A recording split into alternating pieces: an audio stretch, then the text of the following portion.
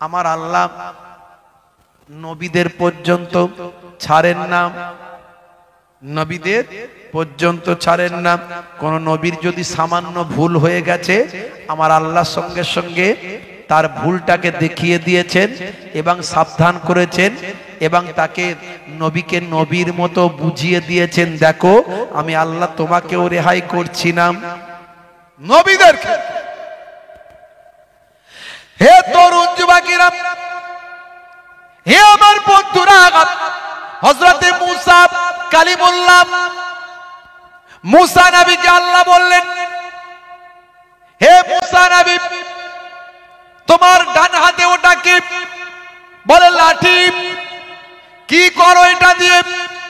বলে আমি গাছের পাতা পারি, গাছের পাতা পারি, ছাগলকে খাওয়াই। আল্লাহ কোরআন মাজিদের মধ্যে বললেন, হে মুসা তুমি তোমার হাতের লাঠিটাকে শুইয়ে দাও।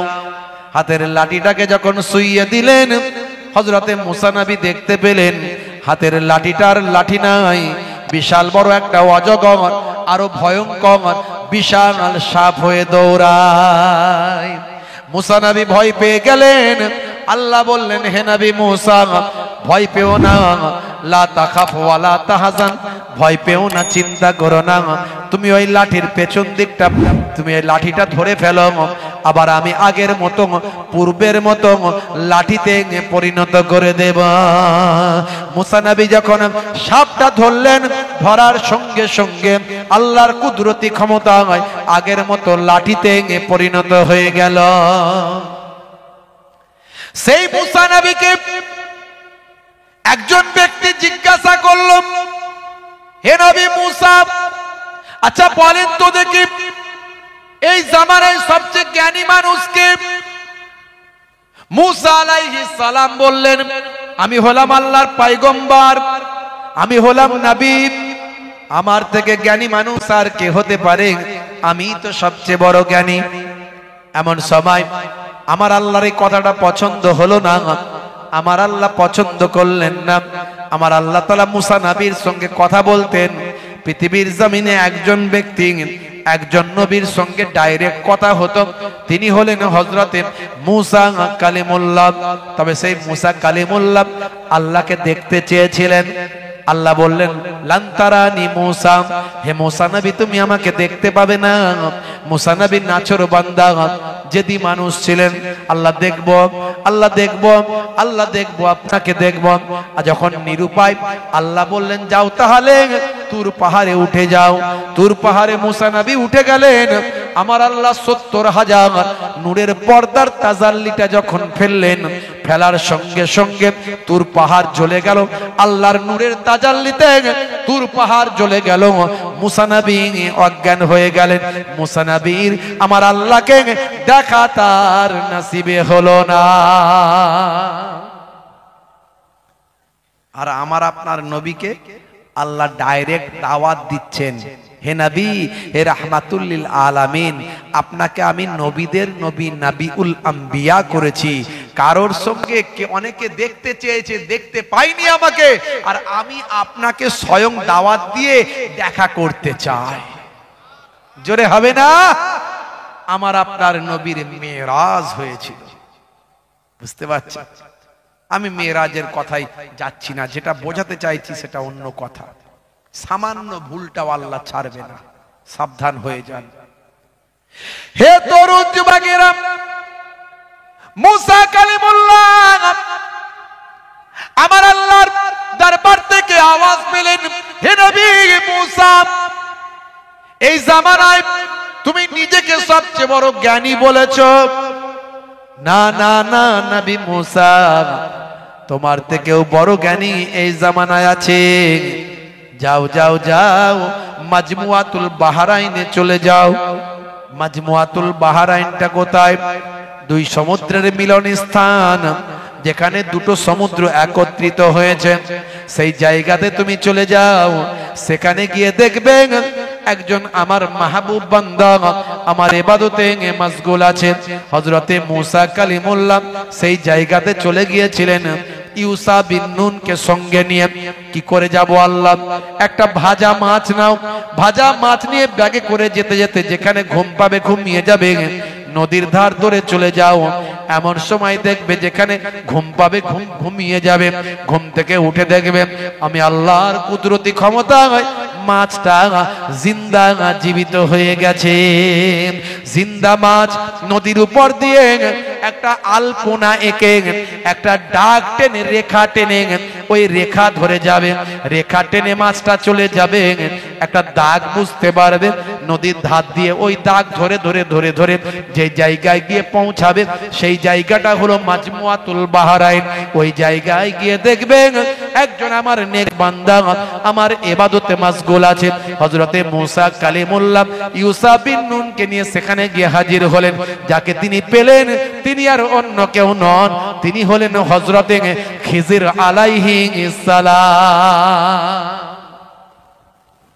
খিজির আলাইহিস সালামের কাছে মুসা কালিমুল্লাহ জ্ঞান অর্জন করেছিলেন। বুঝতে পারছেন? তাহলে সামান্য একটুখানি কথার তারতম্য হলে আল্লাহ ছাড়েননি, একটু তারতম্য হলে আল্লাহ ছাড়েননি। হে তরুণ যুবকেরা, হে আমার বন্ধুরা, হযরত নবী সুলাইমান আলাইহিস সালাম আমার আল্লাহ এত বড় বাদশা বানিয়েছিলেন, এত বড় মর্যাদা সম্পন্ন নবী করেছিলেন সেই সুলাইমান আলাইহিস সালাম। হে তরুণ যুবকেরা, হে আমার বন্ধুরা, শুনে রেখে দিন বাবা, জেনে রেখে দেন হে মুসলমান, একটুখানি লক্ষ্য করুন। নবী সুলাইমান আলাইহিস সালাম হাতে একটা আংটি ছিল বাপ, এই আংটিটা তার রাজত্বের জন্য রিমোটের মতো কাজ করত, সব কিছুকে কন্ট্রোল করত।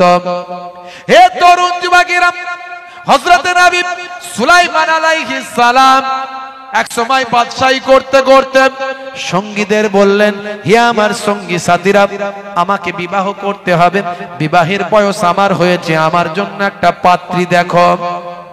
তবে হ্যাঁ, যেমন তেমন পাত্রী আমি বিবাহ করব না। মায়েরা, ওগো মা, একটুখানি শুনুন, আজকে সংসারে কেন এত অশান্তি? কারণ এত সংসারে অশান্তি কেন? তার কারণ হলো দুটো। একটা হলো মেয়ে যখন বিবাহ দেবেন, ছেলে খুঁজছেন, তখন ছেলের কিচ্ছু দেখে না, শুধু দেখে ইনকাম কত করে। কথা ঠিক না ভুল বলেন? একটু হ্যাঁ হু দেন আপনারা। ছেলের কিচ্ছু দেখে না, ছেলে নামাজি, পরেশগার, দানশীল, আমানতদার, হ্যাঁ, ছেলে সুন্নতওয়ালা, কিচ্ছু দেখে না, কত ইনকাম করে। বলে ছেলে অনেক ইনকাম করে, মাঝে মাঝে একটু লাল পানি চালায়, বলে ও অসুবিধা নাই, ম্যানেজ করে নেব। বুঝতে পারছি? আর ছেলের বাড়ি থেকে যখন মেয়ে দেখা হয় তখন কিচ্ছু দেখে না, শুধু মেয়েটা কত সুন্দরী একটাই দেখে, মেয়েটা কত সুন্দরী। মেয়ে আমানতদারি আছে না নাই, দিনদারি আছে না নাই, পরহেজগারি আছে না নাই, কোনো কিছুই দেখা হয় না। আমি বলি, কোন বাড়ি থেকে যখন মেয়ে নিয়ে আসবেন, আপনার ছেলের যখন বিবাহ দেবেন, মেয়ে দেখার আগে মেয়ের মাটাকে আগে ভালো করে দেখবেন। কতটা ঝগড়া করে দেখছেন, মায়েদের আওয়াজ বন্ধ, শুনছে মন দিয়ে। কতটা ঝগড়া করে মেয়ের মা, মেয়ের মা যতটা ঝগড়া করবে মেয়েও ততটা ঝগড়া করবে। কথাটা ঠিক না ভুল বলেন? রাগ করবেন না। মেয়ে আনতে গেলে মেয়ের মাকে ভালো করে দেখবেন। হে তরুণ যুবকেরা, মেয়ের মা যদি ভালো হয়, মেয়ে ভালো হওয়ার 90% সম্ভাবনা বেশি। মেয়ের মা যদি ভালো হয়, মেয়ে ভালো হওয়ার সম্ভাবনা 90% বেশি, ভালো হবে। আর মেয়ের মা যদি কূটনীতিতে পণ্ডিত হয়, কূটনীতি মানে দেখবেন কূটনীতি আলাদা জিনিস, একটা জিনিস, এর কথা ওকে লাগায়, তার কথা তাকে লাগায়, খালি মাঝে মাঝে চাল মারে, গেম খেলে, যদি হয় ও মেয়েও সেরকম হবে। ও মেয়ে শান্তিতে থাকবে না, ও ঘর থেকে শুধু ফোন যাবে, তো শুধু মা শুধু ফোন করবে, কই রে তাড়াতাড়ি আলাদা হ না। কেন শ্বশুর ফশুরকে দেখতে হবে? কেন শালা তোর তোর কি বলে ওই যে তোর ননদ দেওর এদেরকে দেখতে হবে কেন? তাড়াতাড়ি আলাদা হবে। আচ্ছা না নাই আমাদের এখানকার মায়েরা ভালো, খুব মন দিয়ে আওয়াজ শুনছে, দেখেছেন আর কোনো আওয়াজ নাই। মাগো আরে আপনাদের বদনাম করছি না, প্রশংসা করবো, দাঁড়ান। হে তরুণ যুবকেরা, হে আমার বন্ধুরা, শুনে রেখে দিন বাবা। হে মায়েরা, ওগো মায়েরা শুনে রাখুন, যখন আপনার মেয়ে ছেলের বিয়ে দেবেন, আপনি তখন মহিলা আপনার যে বৌমা আনবেন, বৌমার কি দেখবেন? আল্লাহর নবী সুন্দর করে বলে দিয়েছেন, চারটে জিনিস দেখবেন, চারটে জিনিস দেখবেন। একটা হলো বলে মালিহা, সম্পদ আছে কিনা। আপনার যেমন সম্পদ, আপনার আপনার বৌমার বাড়ির মেয়ের বাড়ির পরিবারের সম্পদে বাড়াবাড়ি একটা সামঞ্জস্যতা আছে না নাই। দুই নাম্বার দেখবেন বলে দিনে হা, ভাই আমার দিনদারি পরহেজগারি ইমানদারিটা দেখবেন। বলে নাসাবে হা, ভাই আমার বলে হাসাবে হা, ভাই আমার দোস্ত আমার হে তরুণ যুবকেরা, ভাই আমার তার মধ্যে আপনার নাসাবটা দেখবেন, অর্থাৎ ভাই আমার যে খানদানের দিক থেকে আপনি দেখবেন একটা সামঞ্জস্যতা আছে কিনা, বাড়াবাড়ি আছে কিনা। হে তরুণ যুবকেরা, বলে জামালিহা, সৌন্দর্যের দিকটা দেখবেন। ছেলে যদি দেখতে শুনতে ভালো হয়, মেয়েও যেন ভালো হয়।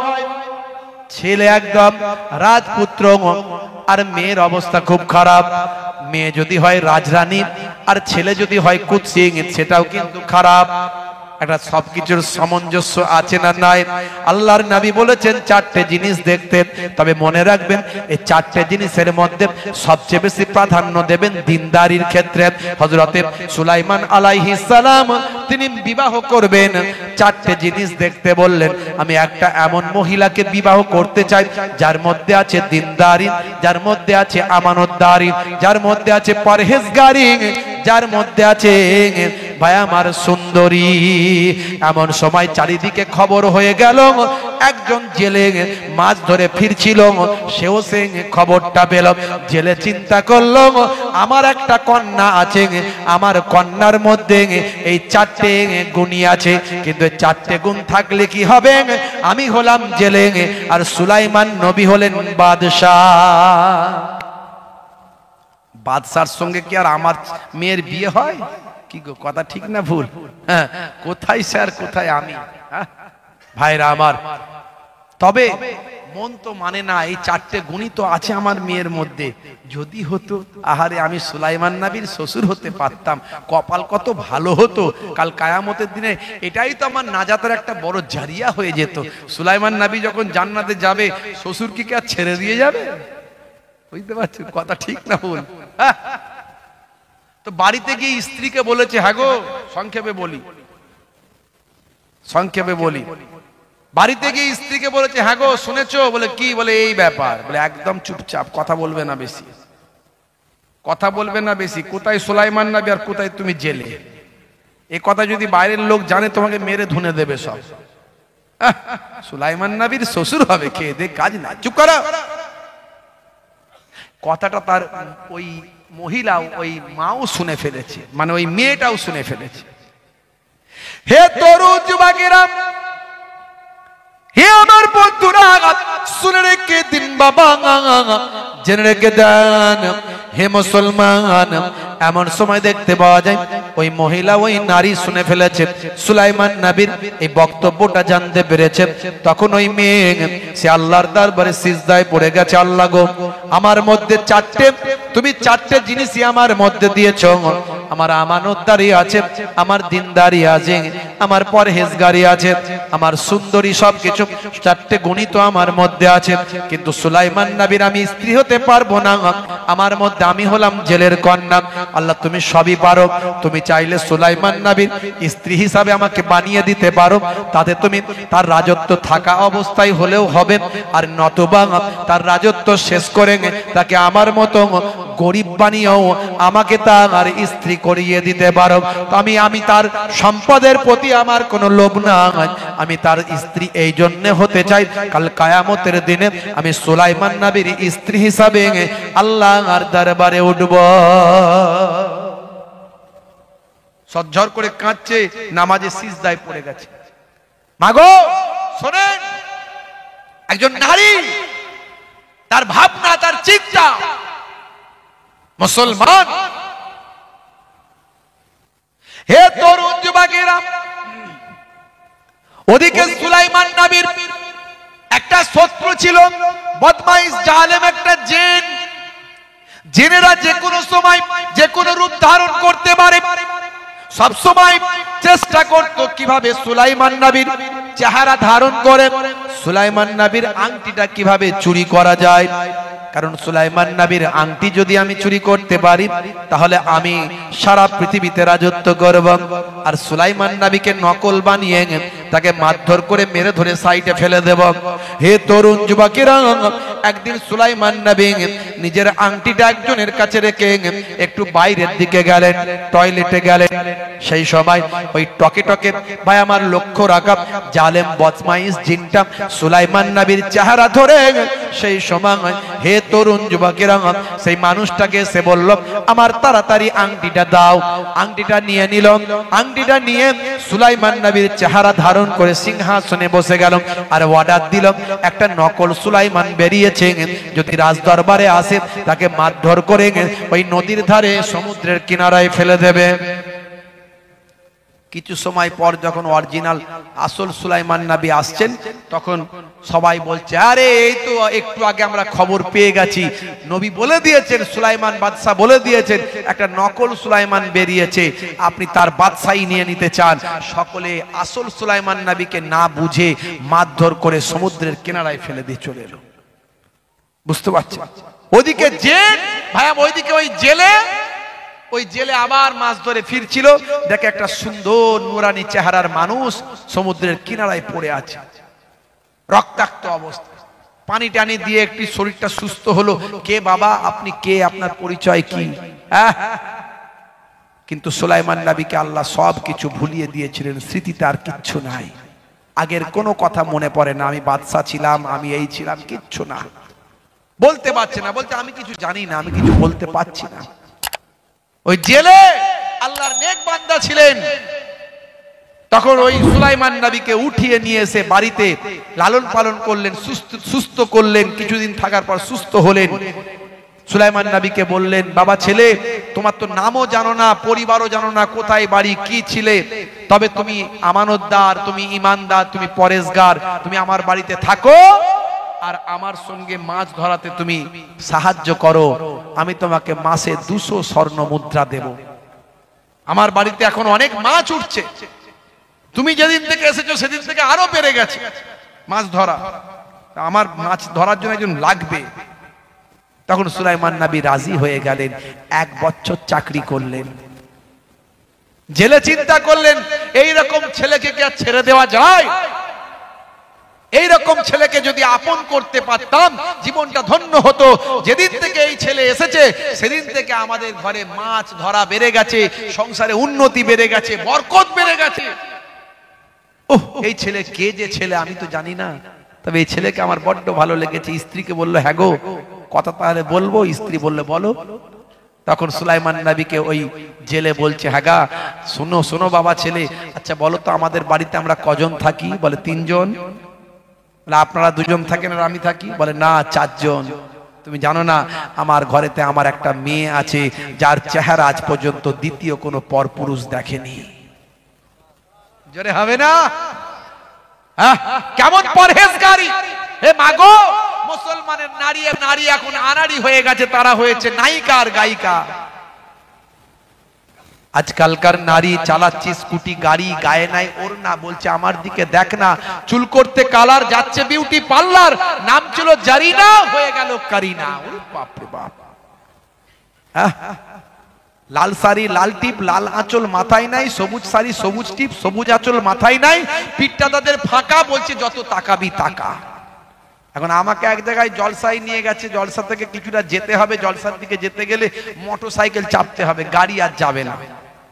এখন দেখছি বাইক নিয়ে এসেছে কমিটির একটা ছেলে, হাই রে হাই, বাইকে উঠতে গিয়ে দেখি সামনের সিটটা 1 তলা, পেছনের সিটটা 3 তলা। আমি তোর ঘাড়ে বসবো না কি রে ভাই? বলতে হুজুর এরকমই চলছে এখন, নিউ মডেলের গাড়ি, সর্বনাশ করেছে। এ কাদের জন্য? বলছে ওই লালটু আর লালবানির জন্য তৈরি হয়েছে। মুসলমান,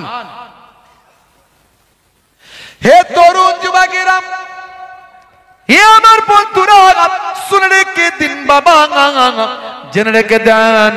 হে মুসলমান, সংক্ষেপে বলি, এমন সময় দেখতে পাওয়া যায় ভাই আমার সুলাইমান নবীকে তখন বললেন, আমার কন্যা হলো দিনদারি, পরেশগারি, আমানতদারি, সুন্দরী, আমার মেয়েকে কি তুমি বিবাহ করবে? সুলাইমান নবী বললেন, এর থেকে ভালো মেয়ে আর কোথায় পাবো, নিশ্চয় বিবাহ করব। বিবাহ হয়ে গেল, আল্লাহর রহমত হলো, ঘরের উপর বরকত হলো। বিবাহের পরে আরো আল্লাহ মাছ ধরার পরিমাণটা বাড়িয়ে দিল। শ্বশুর জামাই দুজনে মাছ ধরতে গেল, আরো বেশি বেশি মাছ পেতে লাগলো।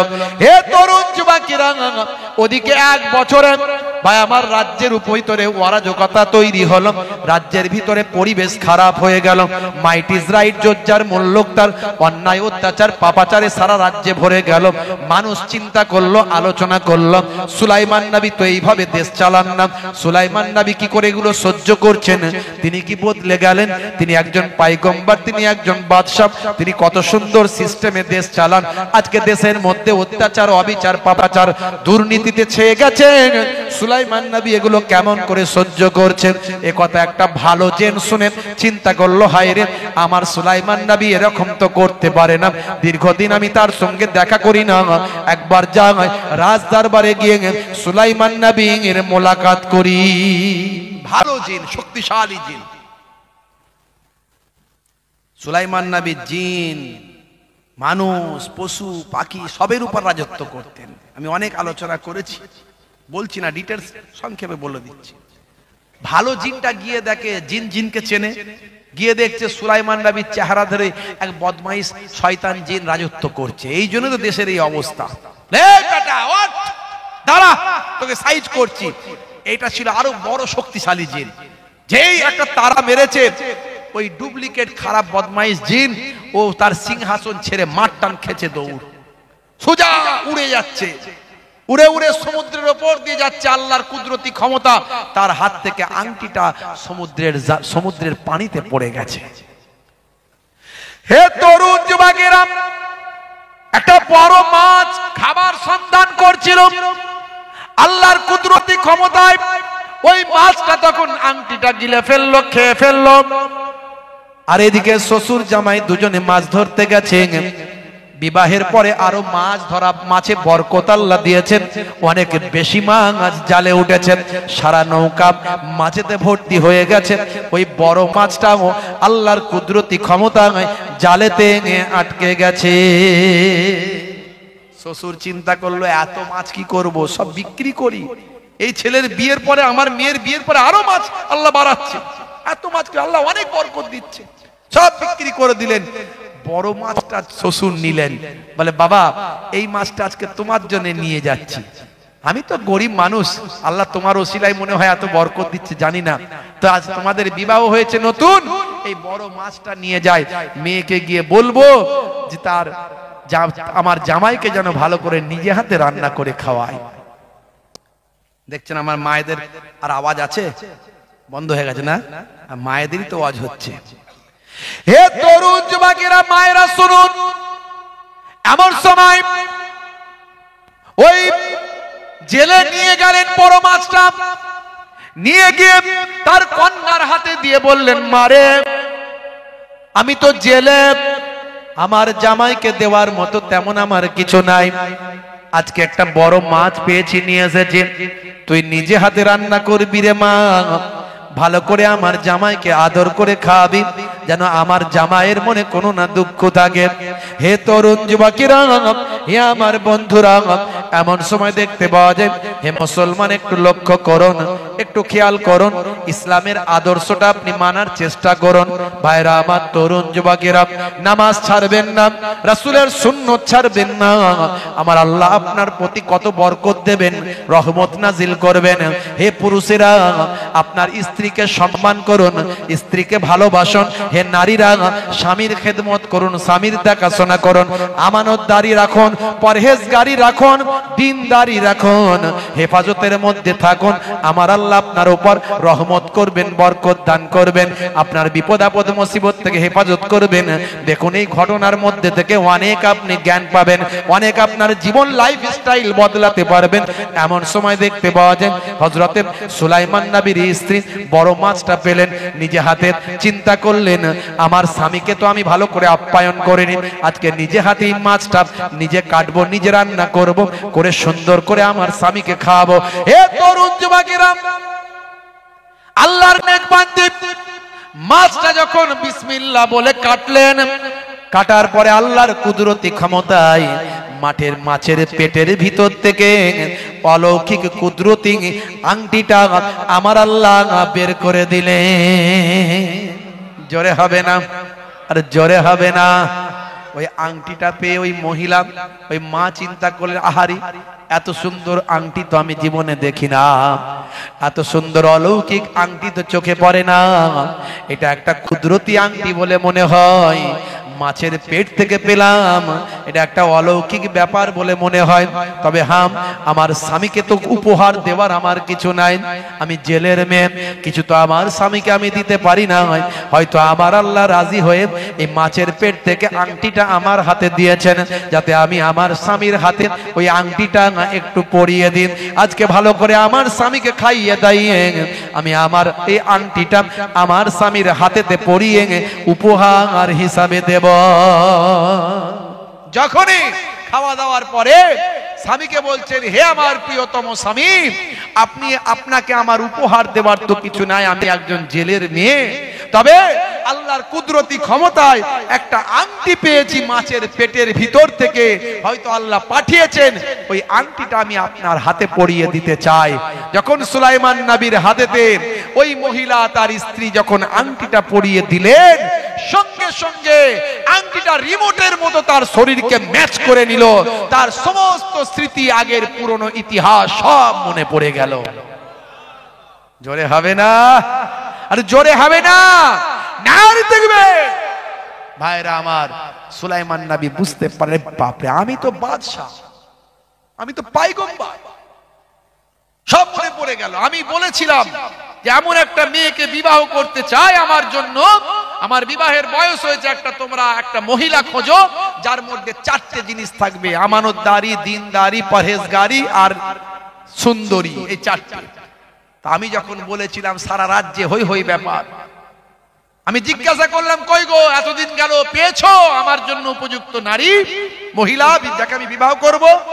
সবাই তখন বলেছিল, হুজুর, দুটো আপনার দেওয়া দুটো শর্ত মিলছে, 3টে মিলছে না, 4 নাম্বার মিলছে না। কেউ বলে 3টে মিলছে, 4 নাম্বার মিলছে না। কেউ বলে একটা মিলছে, বাকিগুলো মেলেনি। কেউ খুঁজে পেল না এই 4টে গুণ বিশিষ্ট নারী। আপনাদের এখানে মনে হয় এরকম মহিলা আছে, আছে না? 4টি আছে, তাই তো? মাশাআল্লাহ, মাশাআল্লাহ, মাশাআল্লাহ।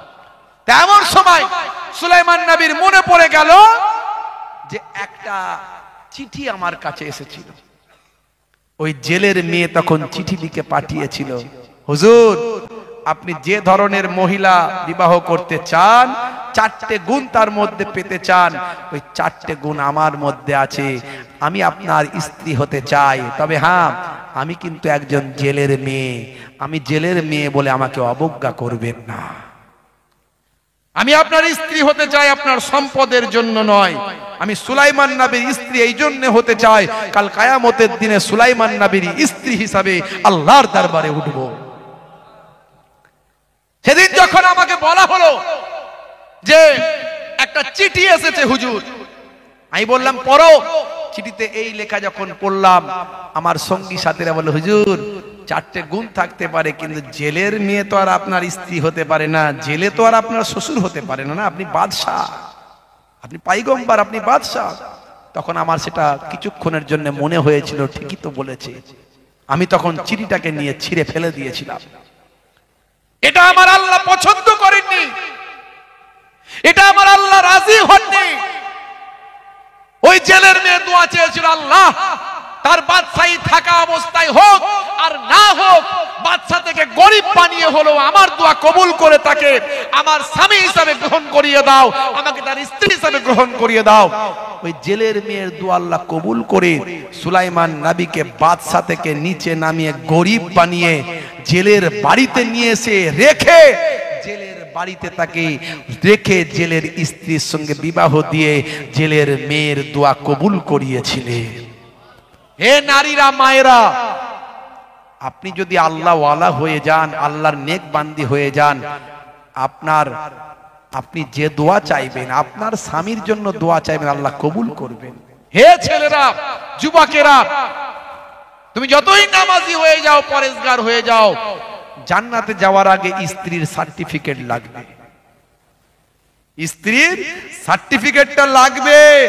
স্ত্রীর সার্টিফিকেট ছাড়া কোনো পুরুষ জান্নাতে যেতে পারবে না। অত সহজ নয়।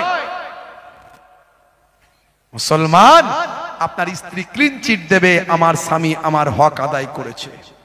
তুমি তাকে বিবাহ করে নিয়ে এসেছো, হক আদায় করেনি, মারো, পেটো, তার উপর অত্যাচার করো, আর বিরাট বড় নামাজি দরবেশ সুবি সাহেব সেজে ঘুরে বেড়াচ্ছ। অত সহজ নয়। আল্লাহর দরবারে জাররা জাররা পরিমাণ বিচার হবে। ফামাইয়া আমাল মিসকালা জাররাতিন খায়রান ইয়ারা ওয়া মাইয়া আমাল মিসকালা জাররা জাররাতিন শাররান ইয়ারা। অত সহজ নয়। ভাইরা আমার, আমি আপনাদের মাঝখানে বলতে চাই, নামাজ ছেড়ে দেবেন না। নামাজের সময় হলে নামাজটা পড়ুন, যতই কাজ থাকুক। আমার নানাজান ছোট হুজুর পীর কেবলা রহমাতুল্লাহ আলাইহি বলতেন, বাবা নামাজের কথা বলতে গিয়ে রেগে গিয়ে বলতেন, কি দিয়ে বোঝালে বুঝবে বলো? ঝোড়া আর কোদাল দিয়ে বোঝালে বুঝবে বাবা? নামাজ ছেড়ে দেবেন না বাপ। আমার দাদাজান মায়াপুর পিননগরী হুজুর পীর কেবলা রহমাতুল্লাহ আলাইহি বলতেন, বাবা দিনে রাতে 24 ঘন্টায় 12 মিনিট করে 5 ওয়াক্তের নামাজে সময় দিলে 1 ঘন্টা লাগে। 1 ঘন্টা নামাজে দিলে আমার আল্লাহ তোমার 23 ঘন্টা সাকসেসফুল করে দেবে। জোরে হবে না? আপনি এখনো নামাজ পড়েননি আর অভিযোগ করছেন, আমার কারবার ভালো চলছে না, আমার সংসারে শান্তি নাই, আমার অমুক হচ্ছে, আমার বিপদ আসছে। সব নামাজি হয়ে যান, সিজদায় গিয়ে আল্লাহর কাছে দোয়া চান। আপনাদের এই গ্রামে মাঝে মাঝে অনেক রকম সমস্যা হয়, আমার কাছে খবর আছে। কিন্তু ইমাম সাহেবকে যদি জিজ্ঞাসা করি ফজরের নামাজে কতজন হয়, তখন ইমাম সাহেব অনেক জায়গায় বলে আর কি, বলে হুজুর মাঝে মাঝে 3 জন, মাঝে মাঝে 4 জন, মাঝে মাঝে আমি একাই। বুঝতে পারছি আপনাদের এখানে নিশ্চয়ই অনেক মানুষ নামাজি অনেক আছে। নামাজ ছাড়বেন না। রাসূলের সুন্নাত আমি ইন্টারনেটে আছে দেখবেন, অনেক বলেছি, 20-25 হাজার বক্তব্য আছে আমার। ডান দিকে কাত হয়ে ঘুমানো সুন্নত, বসে পানি পান করা সুন্নত, চেটে বুঝে খাবার খাওয়া সুন্নত, মিষ্টি কথা বলা সুন্নত, হাসি মুখে থাকা সুন্নত, ছোটদের স্নেহ করা সুন্নত, বড়দের সম্মান করা সুন্নত, এতিম বাচ্চার মাথায় হাত বোলালে যতগুলো চুল হাতে লাগবে ততগুলো সওয়াব আল্লাহ নামাজ আমলে দান করবে। পিতামাতার চেহারার দিকে শ্রদ্ধার ভক্তির নজরে যদি তাকাই, ফিকুল্লে নাজারাতিন, প্রত্যেক দৃষ্টির বিনিময়ে আল্লাহ এক একটা কবুল করা নফল হজের সওয়াব দেবে। অনেক কিছু হজ করেছি। মাঝে মাঝে স্ত্রীর সঙ্গে ছোট ছোট কাজগুলো করবেন, সুন্নত। মাঝে মাঝে ঘরটা ঝাড়ু দেবেন, সুন্নত। দিয়েছেন কোনদিন ঘর ঝাড়ু? বলে হুজুর এটা আবার কেমন কথা, এইসব কথা বললে সকালবেলা বিপদ। বউ বলবে কই গো, হুজুর তো ওয়াজ করলো রাতের বেলা, ঘর ঝাড়ু দেওয়াও সুন্নত, তো একটুখানি ঘরটা ঝাড়ু দাও না, আমি একটু অন্য কাজ করছি। বিপদে পড়ে যাবো হুজুর, এসব কথা বলবেন না। আচ্ছা ভাই, আপনি যে সাহেবই হন, বলে আমাদের কাজ, তো মেয়েদের কাজ হুজুর। আরে বাবা ঠিক আছে, সব মানলাম, যখন ফাঁকা থাকবেন সময় পাবেন মাঝে মাঝে আপনি যে সাহেবই হন, ডাক্তার সাহেব, মাস্টার সাহেব, উকিল সাহেব, হুজুর সাহেব, মন্ত্রী সাহেব, নেতা সাহেব, মৌলানা সাহেব, পীর সাহেব, মুফতি সাহেব। আচ্ছা বলেন তো, নবীর থেকে বড় সাহেব পৃথিবীতে কেউ ছিল? আমার নবী যদি ঘর ঝাড়ু দেন, ওয়ায়াকুমুল বাইতা ওয়ায়াহলিবুনা সাতা ওয়ায়াকিতা সাওবাহু ওয়ায়াকসিফা নালাহু ওয়ায়াহমিলু বিযাতিন মিনাস সুক ইয়াকুনু ফি মাহনাতি আহলিহি।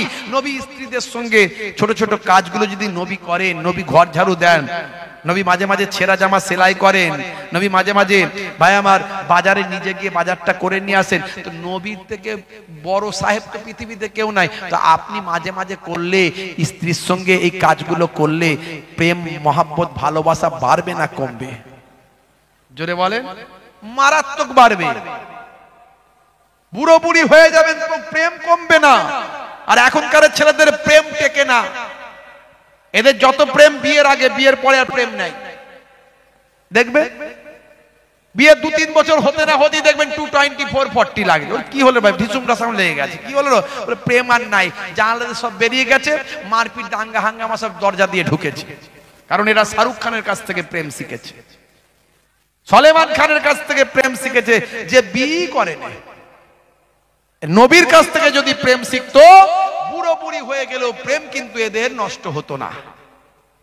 এরা শাহরুখ খানের ভক্ত, হাতে লিখছে আই লাভ ইউ, তোমার জন্য জীবন দেব, রেল লাইনে মাথা দেব, বিষ খেয়ে মরে যাবো। ওরে বাপ, বাপ বলে তাড়াতাড়ি ছেলেটা আমার মরেই যাবে, তাড়াতাড়ি ধরে বেঁধে বিয়েটা দেওয়ার ব্যবস্থা কর।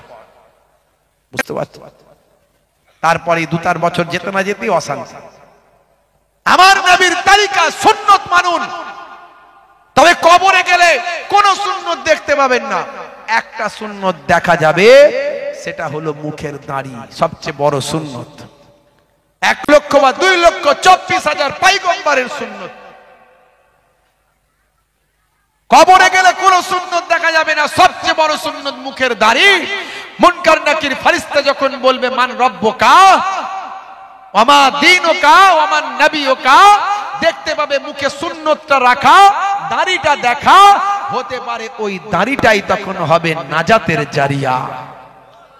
বিরাট কোহলি দাড়ি রেখেছে, লজ্জা পায়নি। হরভজন সিং দাড়ি রেখেছে, লজ্জা পায়নি। মিস্টার মনমোহন সিং জি দাড়ি রেখেছিলেন, লজ্জা পাননি। বর্তমান প্রধানমন্ত্রীর মুখে দাড়ি আছে, লজ্জা পাননি। কত নেতা মন্ত্রী, খেলোয়াড়, প্লেয়ারের মুখে দাড়ি আছে, লজ্জা পাননি। আর মুসলমানের সলিমউদ্দিন, কলিমউদ্দিন দাড়ি রাখতে লজ্জা পায়। আচ্ছা যদি লজ্জাই লাগে, ছোট রাখেন, ছোট রাখেন, তবে সৌন্দর্যের জন্য নয়, নবীর সুন্নতের জন্য। আপনার দাড়িটা ছোট হোক, কিন্তু সুন্নত মনে করে হোক, হতে পারে ওই দাড়িটাই নাজাতের জারিয়া হয়ে যাবে। বাবাজি আমার, দুটো ওয়াজ করলাম, একটা হলো নামাজ আর একটা হলো দাড়ি। আর নামাজ আর দাড়িটা যেন, এই সুন্নতটা যেন সুন্দর হয়, তার জন্য সুলাইমান নবীর ঘটনা বললাম। অহমিকা, তাকাব্বর, আত্মগরিমা, মানুষকে কষ্ট দেওয়া। এখন অনেকে নিজেকে আমিত্ব জাহির করার জন্য মুখকে বাংলার 5 করে রাখে, দেখবেন, মানে লোকে যাতে ভয় পায়, সম্মান করে, সাহস যাতে না পায় কথা বলার। হ্যাঁ, মুখকে বাংলার 5। বাপরে, বিরাট বড় ব্যক্তি তো, কেউ সহজে কথা বলতে পারবে না, যাতে লোকে ভয় পায়। অনেকে দেখবেন মানুষ যাতে ভয় পায়, মোটা গোপ রাখে, গোপ।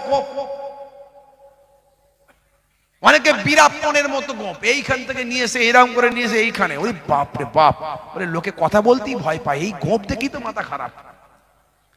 বুঝতে পারছি? আর আমার নবী, তার দরবারে বাচ্চা এসে কথা বলতো, বৃদ্ধ এসে কথা বলতো, বৃদ্ধা এসে কথা বলতো। আমার নবী বলেন, মিষ্টি মুখ রাখা, হাসি হাসি চেহারা রাখা, এটা নবীর সুন্নত, যাতে সবাই কথা বলতে পারে। নবীর আদর্শ, নবীর আখলাকটাকে ফলো করুন। বাবা মার, বিদায় নেব আপনাদের কাছ থেকে। তবে আগামী বছর এই জান্নাতের বাগান থেকে আপনারা অনেক আলোচনা শুনলেন, আমি অল্প হলেও কিছু বললাম। যেটুকু বললাম যদি গ্রহণ করতে পারেন, ইনশাআল্লাহ আমার আপনার জীবনটা ধন্য হবে। সেই জান্নাতের বাগানটা যাতে আগামী বছর আবার কায়েম রাখা যায়, তার জন্য একটু দান আপনাদের করতে হবে। বাবা মার, একটু সহযোগিতা করতে হবে, যেমন প্রত্যেক বছর আপনারা করেন। ফি সাবিলিল্লাহ আপনারা দান করলে সেটা কমবে না, নষ্ট হবে না। কোরআন মাজিদ আল্লাহ রাব্বুল আলামিন বলে দিয়েছেন মান জাআ বিল হাসানাতে ফালাহু আসরু আমসালিহা, বান্দা এক দেবে আমি আল্লাহ তোমাকে 10 দেব। জোরে বলুন সুবহানাল্লাহ। জোরে হবে না সুবহানাল্লাহ? কি দানের কথা শুনছেন বলে কি আপনাদের সুবহানাল্লাহর স্পিড কমে যাচ্ছে নাকি? জি, দান করলে কোনোদিন কমবে না বাপ। এই পৃথিবীতে যা আপনার সম্পদ আছে সবটা আপনার নয়, এটা মাথায় রাখবেন। তার মধ্যে অধিকার আছে এইরকম পাক মাহফিলে দান করতে হবে, তার জন্য আল্লাহ দিয়েছেন। আল্লাহ রাব্বুল আলামিন দিয়েছেন আপনাকে এই জন্যই যে আপনি সেখান থেকে এইরকম দিনের কাজে ভালো কাজে সাহায্য করেন। জোরে বলুন সুবহানাল্লাহ। ভাইরা আমার, তরুণ যুবকেরা আমার, মুরব্বিয়ানেরা আমার, হাদিসে কুদসির মধ্যে এসেছে একের বদলে আমি আল্লাহ 10 দেব, একের বদলে 100 দেব, একের বদলে 700 দেব, একের বদলে আমি